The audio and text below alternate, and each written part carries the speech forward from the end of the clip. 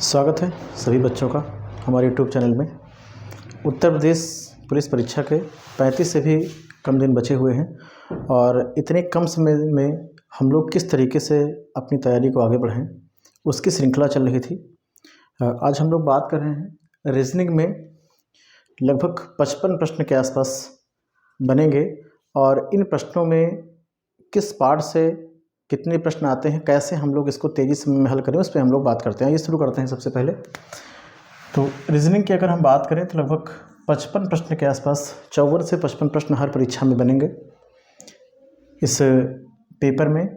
सबसे पहले बात करते हैं कि कौन से ऐसे हैं जो ज़्यादा स्कोर देंगे, कौन से ऐसे हैं जिन पर समय ज़्यादा लगेगा और कौन से ऐसे हैं जो ये तय करेंगे कि रीजनिंग में कौन सा बच्चा आगे जाएगा।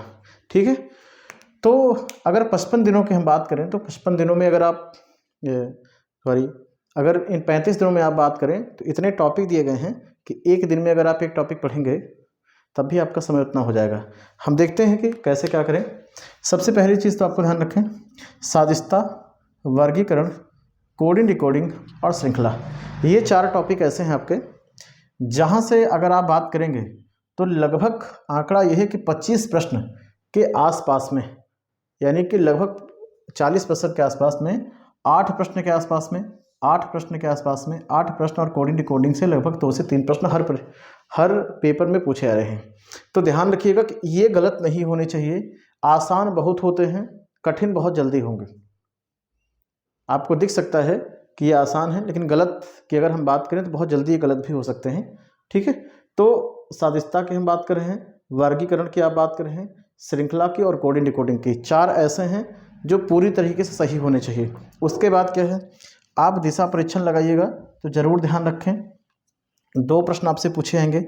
रक्त संबंध के भी 2 प्रश्न आपसे पूछे आएंगे। कैलेंडर या तो 1 पूछेंगे या तो 2 प्रश्न हैं। पासा आपसे पूछेंगे, 2 प्रश्नों की संभावना बनी रहेगी। क्रम व्यवस्था अगर हम परीक्षण की बात करें तो क्रम व्यवस्था परीक्षण भी 1 प्रश्न के आसपास पूछे जाएंगे।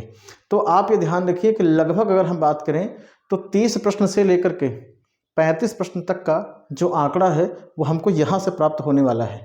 लेकिन ये जो रीजनिंग की आप बात कर रहे हैं ये बड़ी सरल मानी जाती है और ये जो रीजनिंग है वो लगभग सारे के सारे बच्चे यही पढ़ रहे होंगे। अब कितना तेज़ है सारा खेल, रीजनिंग का एक सीधा सा कॉन्सेप्ट है, अगर तेज़ी से आएगा तो रीजनिंग तो ठीक है, यानी स्पीड और एक्यूरेसी दोनों होनी चाहिए। बहुत तेज़ आती है रीजनिंग और नहीं लगा पाए कोई मतलब है नहीं। अभी बताता हूँ रीजनिंग क्यों रोल अदा करेगी। दूसरा ध्यान रखिएगा, अब गलत होने वाले की तरफ चल रहे हैं। ये तो सही होने वाले हो गए हैं लगभग लोगों के, गलत जो होते हैं वो इधर के पोर्शन हैं और इस पर कोई मेहनत नहीं करेगा। यहाँ से यहाँ तक 30-35 दिनों में क्लासें चलेंगी, खत्म हो जाएगा सारा खेल। वहाँ पर कोई बात नहीं करेगा, परिणाम ये निकल कर आता है कि एग्जाम में गलतियाँ हो जाती हैं। कथन निष्कर्ष, कथन तर्क, कथन पूर्व धारणा, आप मान के चलें कि 3 से 4 प्रश्न इन टॉपिकों के बनने वाले हैं। देखने में बहुत आसान लग रहे हैं लेकिन ये व्यवहारिक जीवन से जुड़े होते हैं, इसलिए इनकी गलत होने की संभावना बढ़ जाती है। न्याय निगमन से 1 प्रश्न है। वेन आरेख या 1 या 2 प्रश्न पूछे आ सकते हैं आपसे। गणितीय संक्रिया के भी 1 प्रश्न पूछे गए हैं, है ना। तो आप ये मान के चलें कि आंकड़े की हम बात करें 1-2 प्रश्न आगे पीछे हो सकते हैं। लगभग 8 प्रश्नों की अगर हम बात करें तो इस सेगमेंट से पूछे जाएंगे 8 प्रश्न हैं। ठीक, तो अगर हम 30 और 8 की बात करें तो लगभग 38 प्रश्नों तक हम यहाँ तक पहुँच सकते हैं। लेकिन 12 से 14 प्रश्न वो हैं जहाँ पर गलतियाँ होने की संभावना ज़्यादा है और जो रीजनिंग में क्लासें नहीं चलती कहीं पे भी। तो यहाँ आप थोड़ा सा ध्यान जरूर रख के चलिएगा। संकेत संबंध विश्लेषण, प्रत्यक्ष ज्ञान, शब्द रचना परीक्षण, कोई शब्द आपको दे सकते हैं। ठीक है, व्यवहारिक ज्ञान परीक्षण लिया जा सकता है कि अगर आप कहीं जा रहे हैं, ठीक है, और इस तरीके से घटना होगी तो आप क्या कर सकते हैं, या किसी भी प्रकार की चीज़ें आपको व्यवहारिक ज्ञान कितना पूछा सकता है। आंकड़ों का तार्किक विश्लेषण आपको देंगे। आकृति का निर्माण कैसे होगा, आकृतियों को भरा कैसे जाएगा। ठीक है, नॉन वर्बल रीजनिंग की हम बात कर रहे हैं इसमें आपको। ठीक है, आकृतियों की गिनती कैसे करें, किस आकृति में कौन सी आकृति जुड़ी हुई है, इसको जरूर ध्यान रखें। समरूप आकृतियों का समूहीकरण, कुछ आकृतियां आपको दी जाएंगी और आपसे कहेंगे कि इनमें से ये इस आकार की इनमें से कौन कौन सी आकृतियां हैं। ये नॉन वर्बल का पूरा हिस्सा रहा है। ठीक है, तो इन पर जब आप जाइएगा, वाटर और दर्पण में 1 प्रश्न हर परीक्षा में पूछे गए हैं। निर्णायक क्षमता, पाई चार्ट, 1-1 प्रश्न जरूर पूछे जाएंगे आपसे हर एग्ज़ाम में, यानी कि 18 और 19 में एक एक प्रश्न पूछेंगे। इस बार भी प्रबल संभावना रहेगी। ठीक है, पेपर कटिंग, पेपर फोल्डिंग जरूर देख के जाइएगा। विश्लेषण निर्णय, अगर हम ये कहें बात के लिए कि बहुत ज़्यादा इसमें बात हमको नहीं करनी है, ठीक है, तो 30 से 35 की बात करें, इसको ध्यान रखिएगा। मैंने पहले ही बताया कि इतना जो पोर्शन है, ये पोर्शन दरअसल सबका तैयार रहा है ना, लेकिन सारा खेल इधर चल रहा है और इसके खेल में इस पर कहीं बात नहीं होगी।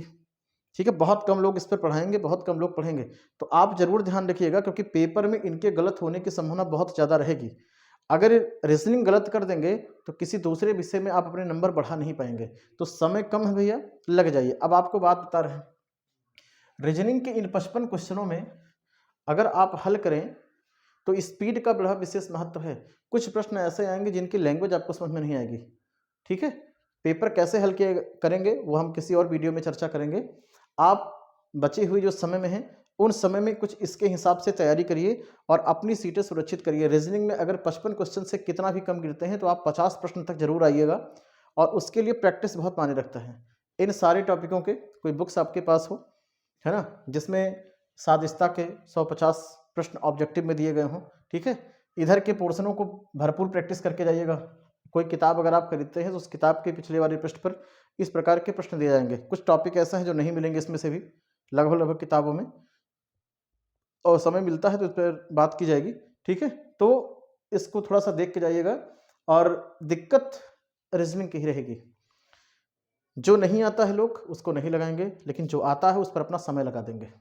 और रीजनिंग में यही होने वाला है इस बार भी, कि 55 प्रश्नों में कितना भी आप तेज लगाएंगे, 55 मिनट लगने ही लगने तय हैं। कुछ लोग 1 घंटे 5 मिनट में इस 55 क्वेश्चन को हल करेंगे, चूंकि रीजनिंग उनको सरल लगती है, और यही 55 मिनट हल करने में वो अपना इतना समय लगा देंगे कि उनको किसी दूसरे टॉपिक के लिए समय नहीं बचेगा। ना वो जीएस लगा पाएंगे, ना वो हिंदी लगा पाएंगे। तो समय का बड़ा विशेष महत्व है। अभी 35 दिन का समय बचा हुआ है, अपनी सीटों को सुरक्षित करिए। देखिए कि इनमें कौन कौन सा पोर्शन ऐसा है जिनको हम मजबूत करके अपनी सीटों को सुरक्षित कर सकते हैं, 50 प्रश्न तक जा सकते हैं। इन पर प्रैक्टिस, अंत में फिर से बता दे रहे हैं, इन पर प्रैक्टिस बहुत करनी है। ये आपको लगाने की प्रैक्टिस करनी है, उनकी सबकी देख के प्रैक्टिस करनी है, क्योंकि नॉन वर्बल है ये। ठीक है, तो इस हिसाब से अगर तैयारी करेंगे तो 35 दिनों में मुझे लगता है कि आप बहुत बेहतर कर सकते हैं।